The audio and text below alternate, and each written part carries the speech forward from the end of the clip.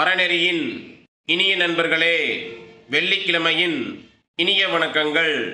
தினம் ஒரு சிந்தனையில் இன்றைய சிந்தனைக்கு உரிய தலைப்பு பேச்சு.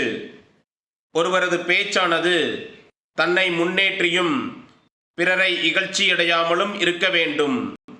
ஏனென்றால் மனிதனது நாக்கானது அவரது பேச்சினால் ஒரு சொட்டு இரத்தம் வராமல் மற்றவரை கொல்லும் கூர்மையான ஆயுதம் ஆகும்.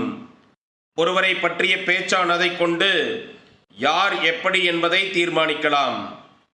நண்பனாகப்பட்டவர் நம்மை பற்றி நம்மிடமே நேருக்கு நேர் எடுத்துரைப்பார்.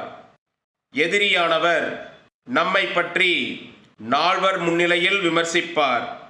துரோகியானவர் நம்மை பற்றி நாம் இல்லாத நேரம் பார்த்தே பேசுவார்.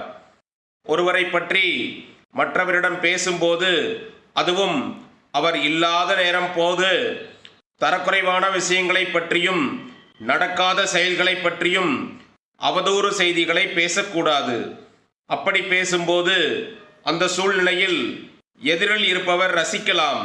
ஆனால் அவரது கணிப்பானது நம்மையும் வேறொரு நபரிடம் நாம் இல்லாத நேரத்தில் இப்படித்தான் விமர்சிப்பார் என நம்மை மோசமான இடத்தில்தான் வைப்பார். ஆகவே நல்லவற்றையே பேசுவோம், நன்மதிப்பு பெறுவோம். இந்த நாள் இனிமையான நாளாக அமைய மனமார்ந்த நல்வாழ்த்துக்கள் மற்றும் இனிய வணக்கங்கள்.